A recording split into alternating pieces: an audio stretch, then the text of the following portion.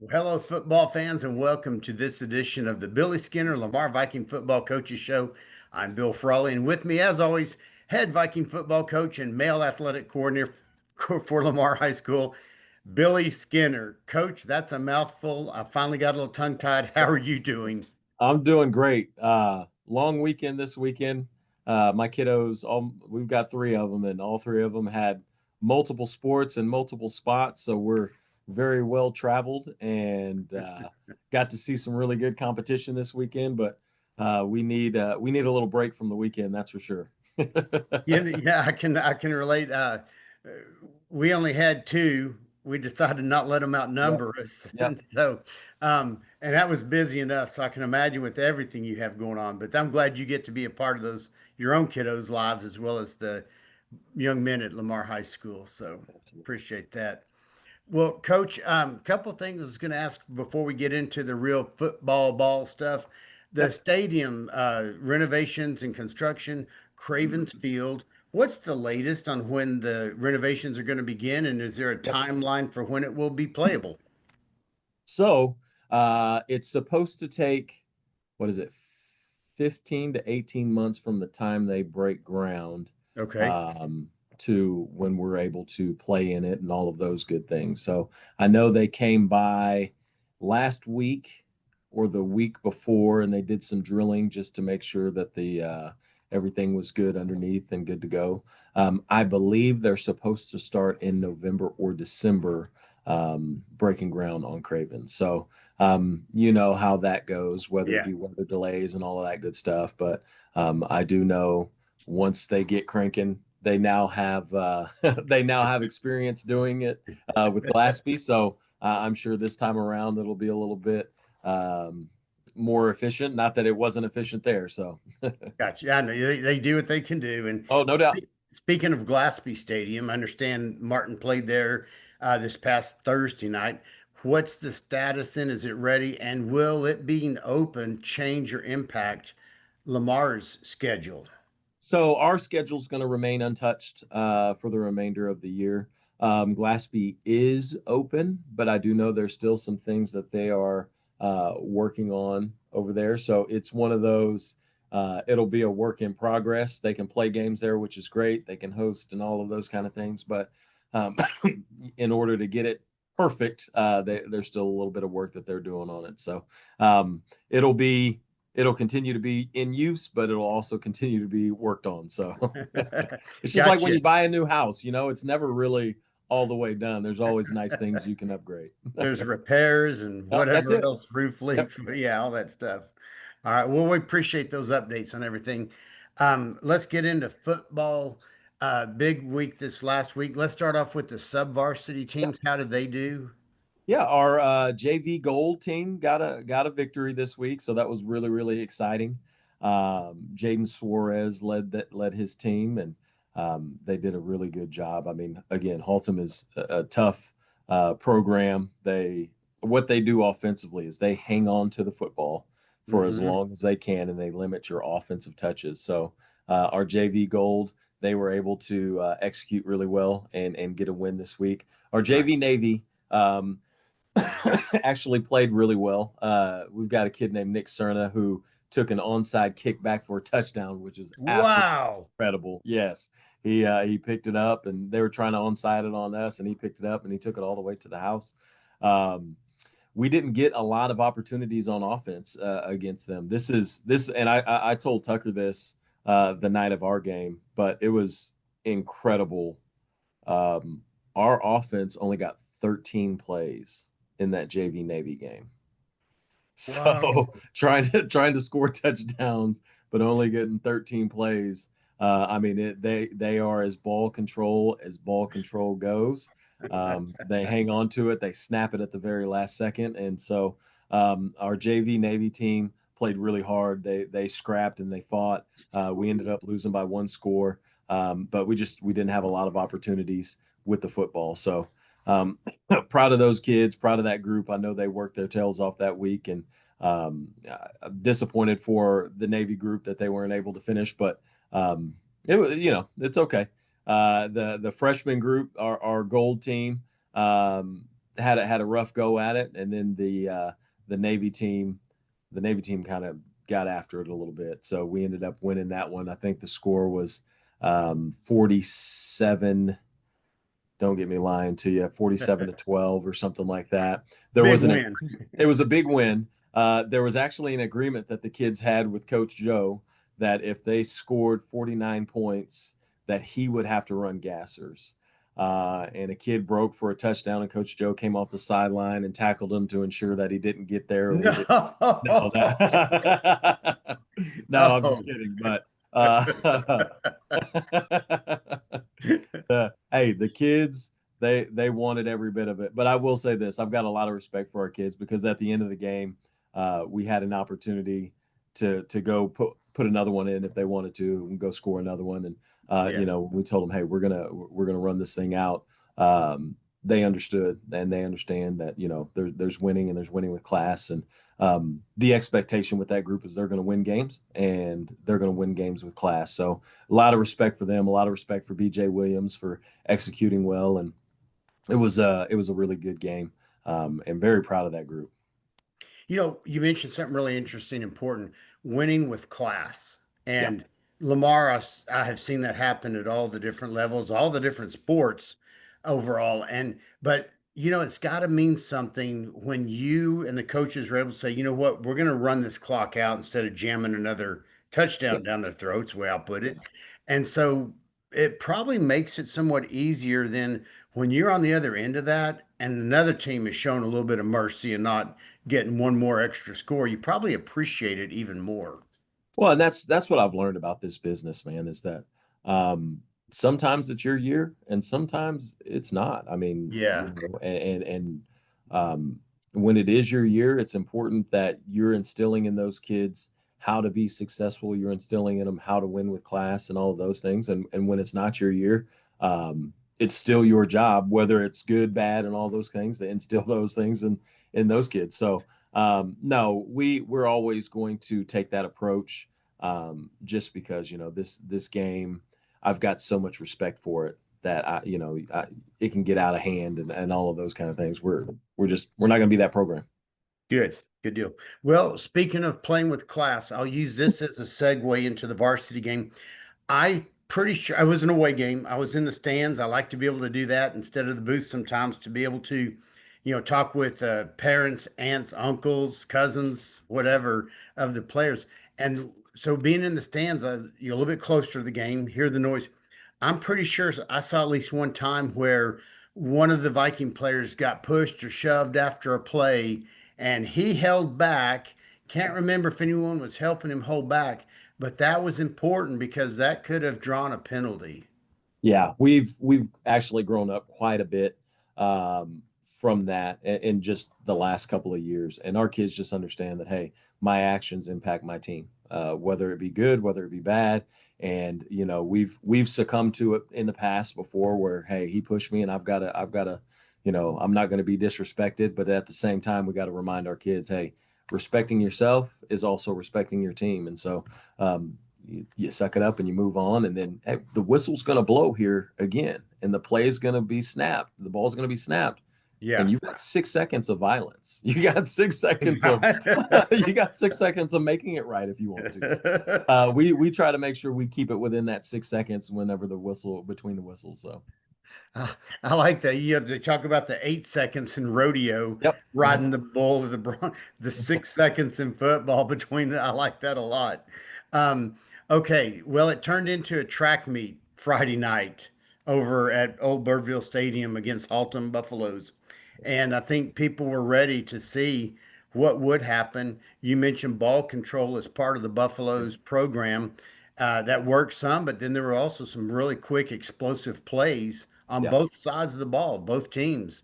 Um, Tell us a little bit about that, and then I've got a question I'm going to ask about officiating. So, Yeah, no, I was really pleased, offensively, with our ability to move the ball, our ability to hang on to the ball. We preached all week that we're going to have limited possessions, we're going to have limited plays. Well, last year when we played them, we had 36 total offensive plays, which is wow, crazy in a varsity football. low, yeah, This year in the first half alone, I think we are at 43, 44 plays. We knew we wanted to make them play defense. So I was really pleased with our ability to hang on to the ball, to sustain long drives and those kind of things, and then finish with touchdowns. First half, I felt like we defensively, we kind of everything was happening really fast. We struggled to line up a little bit, and so we got hit for a couple of big plays. But when we settled in defensively, we found some things that worked for us, and our guys were flying around stinging, and so it was good. I was really pleased with that. Obviously, we can't give up the big plays, and then we can't make the mistakes on specials, and those things kind of that was to our doom this week is the explosive play, and then the two special teams turnovers. And when you make those mistakes, they're really hard to overcome when you're playing a team of the caliber that we were playing. And I know people are going to look at that record of Haltom and say, hey, that's an 0-4 team. You guys are this. It should be and I'm telling everybody that team is going to win some more games this year. They're going to surprise some people. That is a good football team. That's a good football program. And you can't make mistakes against them. And they are an excellent football team. And again, yes, explosive plays. I forget names on. I didn't have a roster for them. I think it was number 5. Yep, It Mudrico. was just Mudrico. yes, yeah. There you go. You know the name. Yeah. Was just finding ways, and their line blew some holes open. He would go around the end and find the way to do it, Yeah. and big plays. So one thing going back to special teams for a minute, and again being closer to the field and stuff is kind of fun in the stands. There was an open field stand-up tackle by, I believe, Justin Magruder on one Yeah. of the kickoffs. And Yeah. I don't know that he was the last man before the end zone, but he made an excellent, and the only way I can describe it, stand-up, open field, kind of flying tackle. Hey, I was right there on it, and you see it, and you see everybody get juiced up. But that's who that kid is, man. He's one of our best open field tacklers. He's fearless. He's not the biggest kid on our roster. Right? In fact, some people will look at him and think, all right, I'm definitely running at this kid. And it's like, all right, go ahead. Like he's Not gonna twice. yeah, he's gonna come get you. So no, I was really impressed with that. Yeah. All right, I'm going to ask a question. You answer it as you feel like you need to, able, whatever.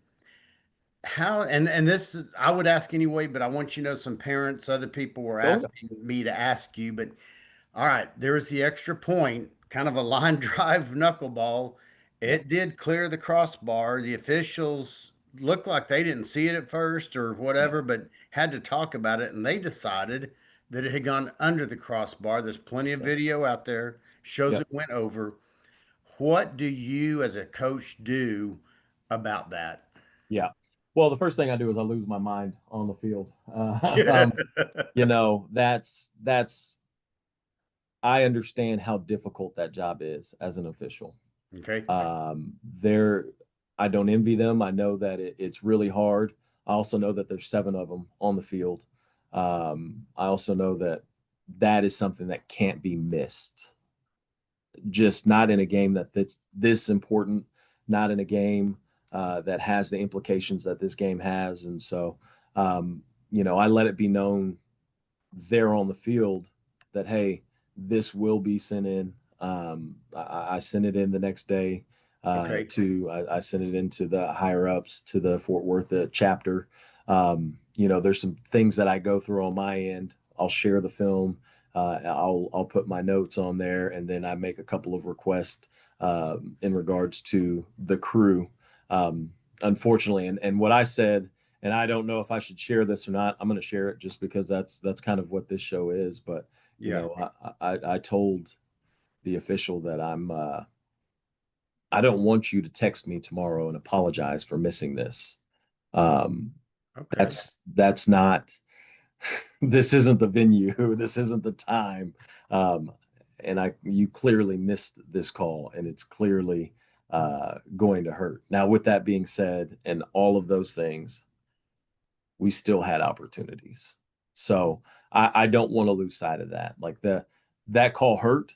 There was another call that hurt on the onside kick, and Yes. I've been tormented by it all weekend long. But I've also been tormented by mistakes that we made, plays that we did not come up with, opportunities and adjustments that I personally didn't make on the field. And so there's a human element to the game, obviously the officiating piece of it. Those two items were, in my opinion, inexcusable, and those are being dealt with on my end of things. But there are things that were in our control too that need to be dealt with on my end of things, which will be dealt with this week during our bye week. Well, thank you very much Yeah, for answering those questions very directly. And like you said, that's what this show is about. And the yeah, people that watch this show, again, fans, family members, whatever, they're going to appreciate your directness and to know that you are handling it the way you are yeah, allowed to and stuff. yep, And then it brings me, yeah, and it brings me to a post you put on Sports U yesterday, which this is great because, last game was a tough one. I'm summarizing. There's a lot of factors that were in our control, and we're going to do everything together. We're going to play like champions, and I hope that means as much to the players as it does to. I know your heart. I've known you for years now, and I know what you meant there. Hopefully, the players can take some consolation in that and realize, hey, yeah, there's things we could control yeah, separate. So, yeah. One of my favorite things to do after games is I'll FaceTime guys and just check in on them and, hey, how you doing? And it's after the wins, it's easy. yeah. After the losses, though, it's good to see. Um, I know for me personally, I as much as I talk about our process and as much as I talk about growing and all of those things, I love winning and I hate to lose. I do, and Yeah. I know how I feel on the inside, and I know how a lot of our kids feel. So um, when I FaceTime those kids on Saturday morning or Friday morning after a tough one, um, it kind of gives me life to hear them still believing in what we're all about, and to still, coach, we're going to be all right. I Good. talked to Zion, and I talked to Jaden, and I talked to Braylon, and Braylon's like, oh coach, we good. Oh coach, we're going to be all right. Like, Good. I'm so glad to hear they that. Thank they you. they get it, and they understand it, and they know there is a fine line between winning and losing, and that if you want to be on that winning side, there's so much that you have to do and execute. um, and so they're not. I love this team because they're not looking to be victims. They're not looking to look how we were wronged. It was, okay, what can we do to make sure that that is not left in anybody else's hands again? And so that's how we're going to approach it, man. Again, I love this group of kids. I love our families because they're, I think, reiterating at home, and our kids get up here, and I'm so excited to be around our group and get back to work, and I know they are too. So it was tough. It sucked. It was all of the things. But there's not a group of kids that I'd want to go through this with more than the group we've got. Cool. Well, you've mentioned it already, bye week this week. So, hey, the record will not change this week. That's right. That's one way to look at it, but it gives me an opportunity to ask something else because you brought up something else in your Sports You post. Theme of the week, recovery and recruiting. Yep. Would you share a little bit about recruiting and how that process works? And you encourage players to reach out, and that's what has to happen these days with recruiting. Yes. With how recruiting is going nowadays, I mean, we're going to always reach out on our kids' behalf. I mean, this weekend I can take you through my phone log. I probably reached out to about 50 coaches about a bunch of different kids that we have at all levels, and just, hey, check out these highlights, check out this Twitter, check out this play that this kid made. But it's all about getting their names in front of these college coaches. What we'll meet about this week is the reality of it is if you're a senior and you have not heard from Texas A&M, you are not going to hear from Texas A&M this year. And Hmm. that's, I understand that may be your dream. There are other ways to get to your dreams, but we're going to have a really close look at, okay, here's where I am, here's what my film says, and then here's how I communicate with the college coaches, and here's the level of college coaches that I need to reach out to. Now, again, if your dream is to go to Texas A&M and you're a senior and they haven't reached out, you still want to reach out? Absolutely. Email every one of their coaches and do those kind of things. But we encourage our kids to have their dream schools, have their safety schools, their fallback schools, all of those kind of things. And then we're going to reach out to everybody. We're going to get on X and Instagram, wherever we can find college coaches, and we're going to send out as many messages as possible with our highlights and with our player information and all of that good stuff. So this week is about organizing all of that and making sure that it's nice and presentable and tidy. We've got a recruiting website that our booster club pays for. And so every player that wants a player card can actually sign up on this website. They can put all the information in for their player card. Then we on our end, we upload their picture and we make sure that the coaches can access all the highlights and all that good stuff. And then they can send that player card out to every coach they want to. And it's a digital card. You click it and it takes you to their profile. You see their pictures, you see their videos, you see their SAT if they have that score, you see their GPA. So we're gonna get really organized with that this week and hit it hard. Awesome. Hey, I'm so glad you mentioned Texas A&M as, you know, I I think, knew who to say. I knew who to say. and I think I've told you this story before. Some may not have heard. I actually broke my finger playing football at A&M when I was a freshman. Let's go. Okay, tell us about Well, it was out back behind the dorm on a Thursday evening, and it was a pickup it. game, and a guy decided to kick the ball out from under my hand when I'm picking it up, and his foot hit my finger square on, and Oh boy. yeah, Oh steel boy. pin, six Yep. weeks surgery, the whole deal, and but I did break my finger playing football at Texas A&M. That's what I'm talking about. So anyway, all right. You're still looking for peanut butter and bread. You're still looking for sports drinks, a 20-ounce Yes. size, preferably. Yes. All of the things. Uh, and you know what's really cool is we've had people. I'm sitting right here next to my table. We've got bread. We've got people who are bringing peanut butter, and the kids are loving it. I'm not gonna call for this stuff. I'm gonna just start buying it. I need to get some old wet wipes and Lysol wipes because these kiddos are leaving crumbs and all of that stuff around. But that means it's getting eaten. So Well, I have some peanut butter and bread to bring by this afternoon love to you, it, Coach. love it, love it. I really like that program of what y'all are doing to make sure these guys get some nutrition when they need it. So, Absolutely. No, absolutely. And I love that.